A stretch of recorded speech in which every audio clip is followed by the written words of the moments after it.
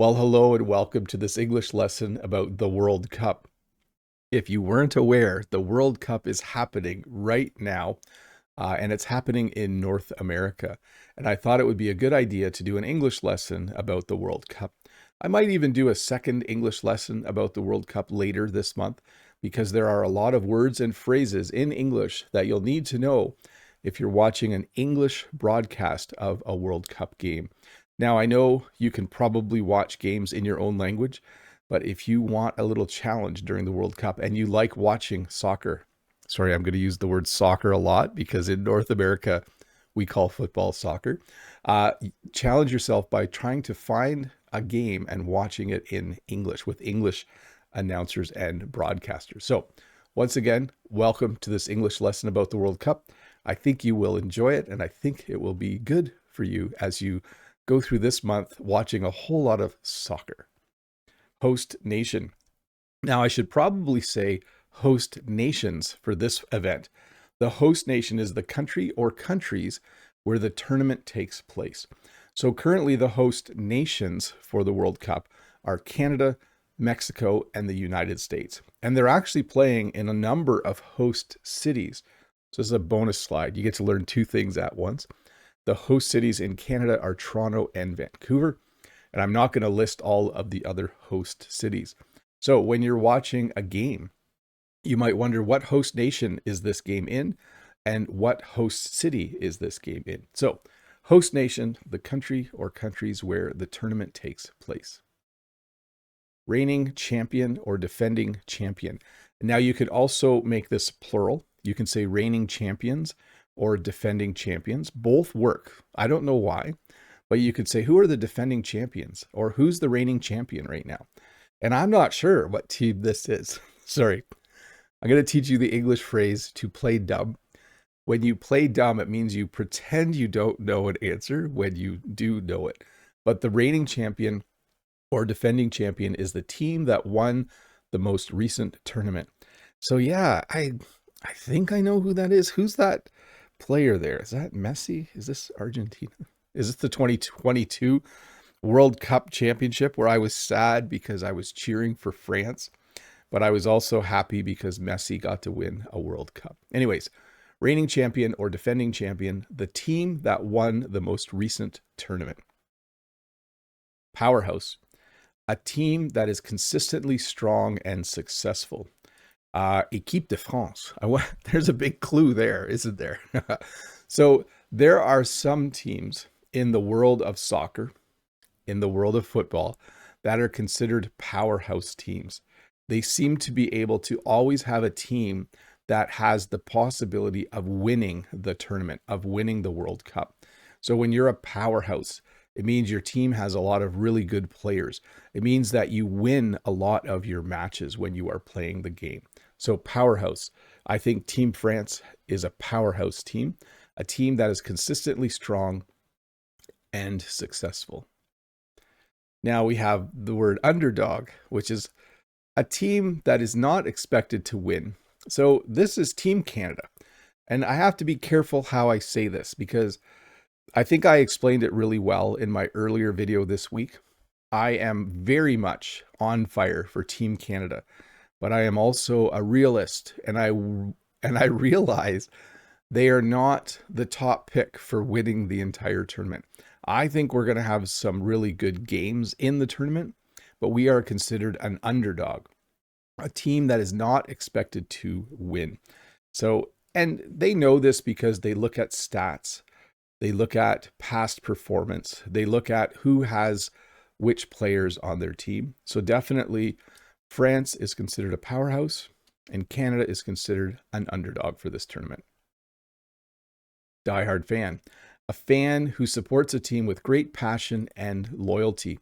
And there's another little part to this definition that isn't mentioned.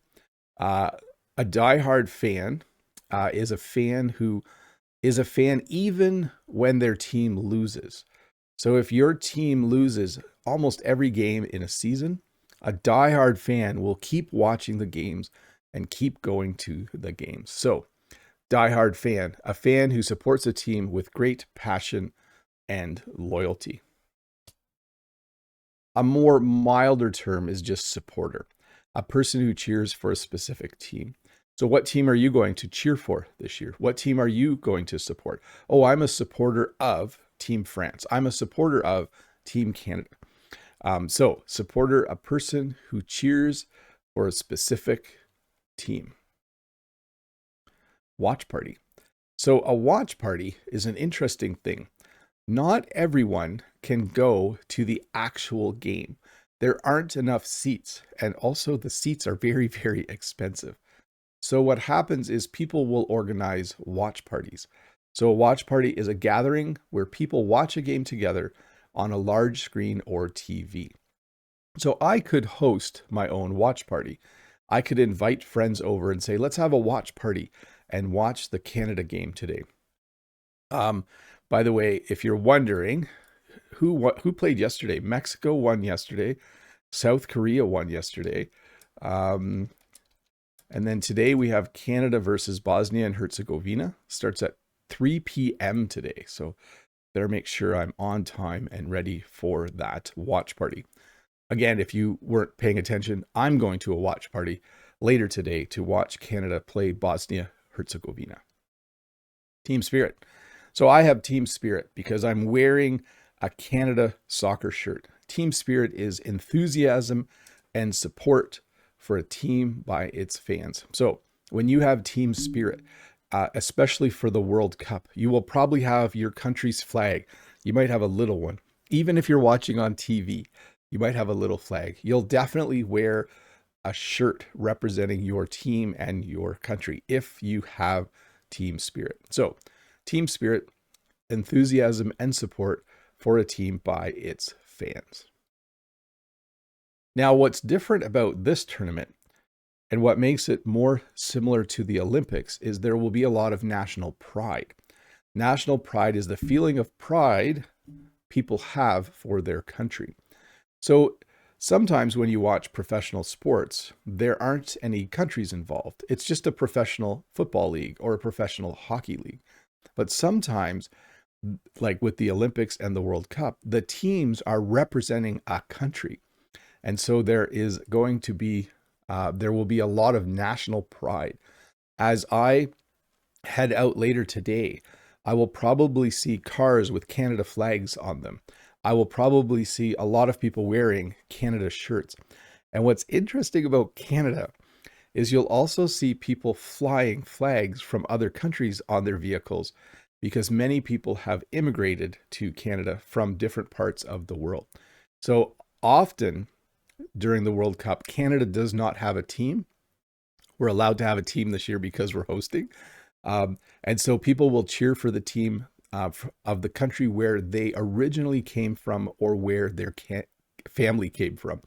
So you'll see cars with little flags from the Netherlands or Italy. Unfortunately, I'm not supposed to talk about this, but Italy isn't playing this year. It's unfortunate. But you'll see a lot of people will fly a flag of the country they are originally from. Rivalry, a long-standing competition between two teams. So in any sport, eventually rivalries develop. Some might be historic rivalries. Some might just be a rivalry, just using the term in general, but it is a long-standing excitement and competition and maybe annoyance and a desire to win even more when you play that team. So there might be a long-standing rivalry between these two teams. I have no idea what teams these are. Isn't that illegal to push someone? I'm not sure what's happening here, but if you know what, again, remember I said I was going to talk about or give examples of the verb playing dumb. So I have done my research, and if you want to guess which teams those are, you should guess. But rivalry, kind of a hard English word to say, a long-standing competition between two teams. A chant. So a very common chant in soccer is, I think, is it like the melody from Seven Nation Army from the White Stripes is like do do do do do do do, and then hopefully I don't get a copyright. Was I on key? I'm gonna get a copyright strike. But you'll often hear fans like boo, doo, doo, doo, doo, doo, doo, and the whole stadium will do it. a repeated phrase or song sung by fans to support a team. So it doesn't always have to be a song, but usually it is. Hopefully no one brings those, what were those horns in the South Africa team fans had the one year? That was very annoying. Anyways, a chant, a repeated phrase or song sung by fans to support a team.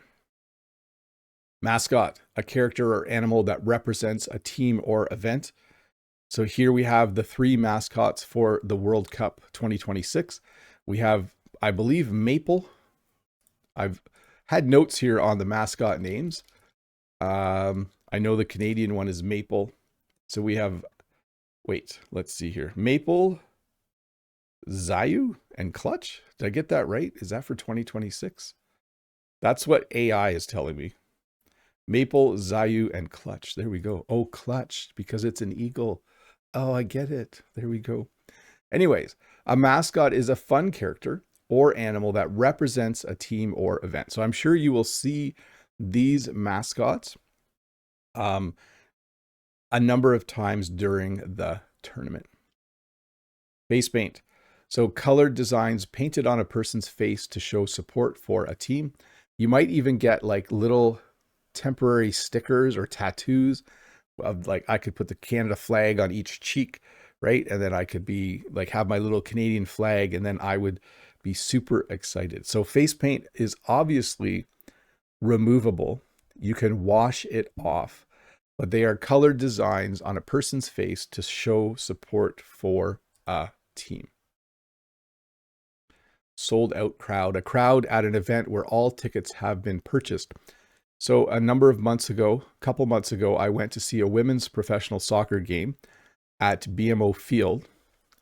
By the way, the field where they're playing the World Cup, it's the letters BMO. It's BMO Field. We don't say BMO Field. We say BMO Field, just so you know if you hear the announcer saying it. We went there and they had constructed extra seating. This isn't it. I think this is Soldier Field in the US, actually. I think this is a game between the US and Germany or something. Was there like a preliminary game just for fun or something like that? I could be totally wrong. Anyways, a sold out crowd, a crowd at an event where all tickets have been purchased.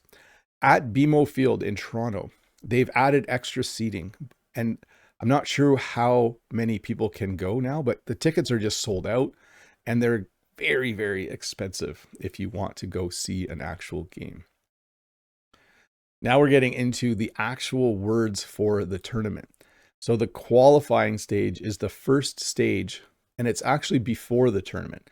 It's the time before the main tournament where teams try to earn a place in the tournament. So this year, or in the past year and a bit, teams have been playing in their local leagues, in their continent, in their area of the world.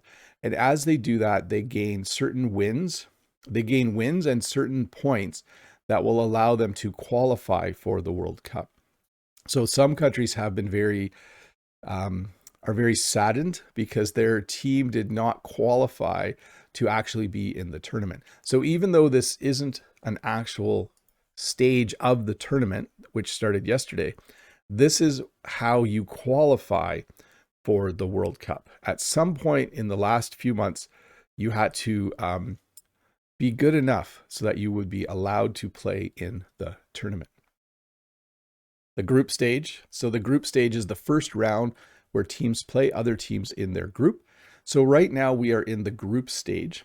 The group stage is where you're in a group with 4 teams, yourself and 3 other teams. You see how I did math there? And you will get a chance to play every team once. And I think it's the top 2 teams from each group that will move on. And I do want to talk a little bit about seeding. I don't have a slide for seeding, but seeding is when they determine what your chance is or how good your team is as compared to the other teams. So you might go into a tournament seeded number 1. This means that the expectation is that you will win most of the games, and your current record before the tournament is that you are a very good team. If you go in seeded number 40 it probably means you haven't won a lot of games in the last year. You won enough games to qualify for the tournament, but you're seated very low. So what happens in the group stage is they try to divide people up based on how good the team is to make it fair. So generally, there's one team in every group that everyone expects to win the group stage.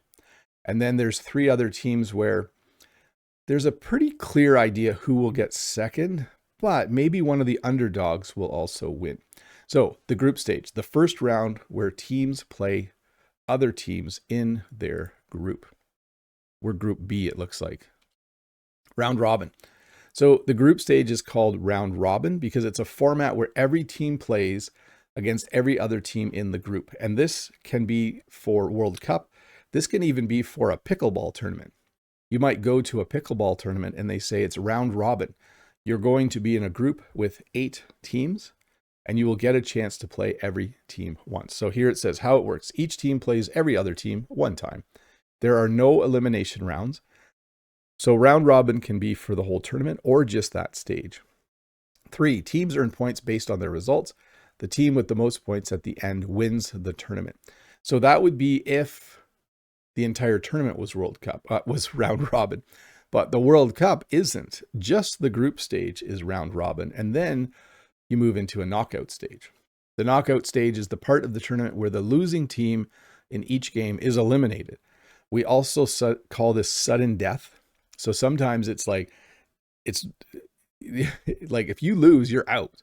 Like that is not a nice feeling when you are playing a sport. So the knockout stage, I think it goes from, there's a knockout stage with 32 teams coming up, and then there will be another knockout stage with 16 teams.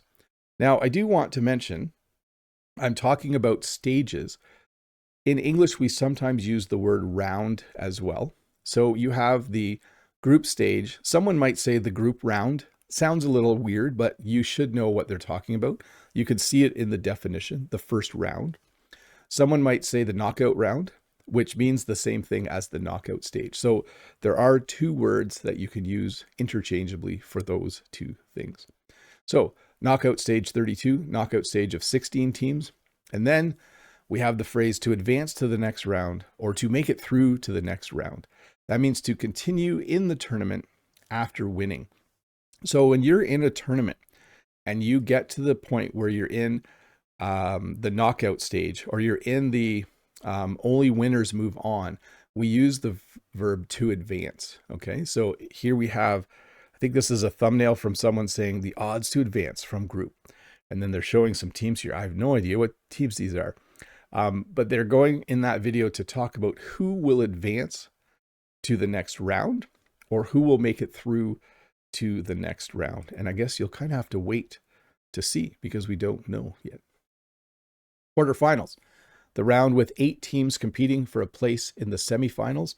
So if we go back to the knockout stage, I know the boxes aren't, sorry, the boxes should, this picture kind of bothers me, but it's the only one I could find that kind of showed it. Eventually, after you do 32, and then you have 16, and then eventually you have 8 teams. So the round with 8 teams competing for a place in the semifinals. Now, do not mistake this for the current one. This is from 2022.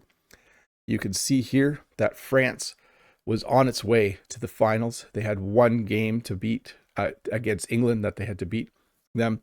And then you can see that Argentina simply needed to beat the boys in orange from the Netherlands to make it through. And then, of course, after that, after the quarterfinals, which is the round with 8 teams competing for a place in the semifinals, you have the semifinals. So this is the round with 4 teams competing for a place in the finals. Now, I'm not sure if this term is used around the world, but in basketball in North America, we often say Final Four. They're in the Final Four. And that has progressed, I think, to other sports. I think the origin was in basketball. So when you get to the semifinals, you might hear someone say they made it to the Final Four. They're in the Final Four. And who did we have here? Oh yeah, was it Morocco, Croatia, France, and Argentina? See, I do know something. There we go. And then of course you have the finals. which is the last match between two teams that determines the champion. So every team in the tournament right now hopes to make it to the finals. They hope to advance through every round, to advance through every stage. They hope to make it through to the next round every time they play, once they get past the round robin group stage. And they hope to make it to the finals. And then, of course, they hope that they will win the finals. Momentum. So in sport, momentum is the feeling that a team is gaining confidence and playing better. So let's say the game is tied 1-1 and the other team scores a goal just before the halftime. They go into the second half of the game with momentum. They're excited because they scored a goal. They're excited because now they're winning 2-1. And momentum is hard to describe. It's kind of a feeling. It's kind of an emotion. It's having a lot of energy and feeling really good because you just did something good. And so when a team has momentum, it can be hard to stop them. In the last NBA game, the Knicks were down at one point by almost 30 points, I think. But eventually they started to come back and then they started to gain momentum and they ended up winning the game. Unfortunately, I went to bed. Sportsmanship, showing fairness, respect, and good behavior in sports. So if you fall on the ground in a soccer game, and if the person from the other team helps you get up, that is considered good sportsmanship. If you lose a game, and in the interview afterwards, you praise the other team for being a better team, that is good sportsmanship. So it's being kind, acting with fairness and respect when you are playing a sport, sportsmanship. And I don't know who that is on the ground. It might be the person that was mentioned earlier, but we probably recognize the other guy there. An upset. So an upset is a surprising result where a weaker team defeats a stronger team. So yes, I did delve into the world of AI to create this photo. Canada wins World Cup game versus Brazil. So this would be an upset. If at some point in the tournament, Canada was playing against a powerhouse team like France or Brazil or Argentina, Canada would be considered the underdog. But if Canada won, it would be considered an upset because the entire world expected the other team to win. Even when you looked at who had the best players, sometimes we say on paper, the other team was supposed to win. That means they're looking at the records of the teams and the players and who has all the better players. So on paper, it might say Brazil should win. But if there's an upset, then Canada wins. Highlight reel, a collection of the best moments from a game or tournament. This is how many people around the world are going to be watching many parts of the World Cup for two reasons. Number one, because of the time difference, not everyone will be able to watch the games live. And so you might just have to watch a highlight reel the next day. The second reason is that there are so many games, you don't actually have time to watch all the games. I mean, if there's 21 games happening over the next few days, you don't have time to watch that much soccer. That would be crazy. So you might watch your favorite team play. You might watch another team that you are interested in because a player from your country happens to be on that team as well for some reason. But mostly you will probably watch highlight reels. So a highlight reel, a collection of the best moments from a game or tournament. And then we have global audience, an audience that includes people from all over the world. There are really only a few things that draw a global audience. World Cup draws a global audience. The Olympics draws a global audience. Women's World Cup draws a global audience. The Paralympics draws a global audience. It's not often that we have an opportunity to show national pride and team spirit when we compete against other people from other countries. So World Cup definitely, this is the graph I was talking about. World Cup definitely has like the biggest numbers when it comes to the amount of people watching it. Definitely a global audience.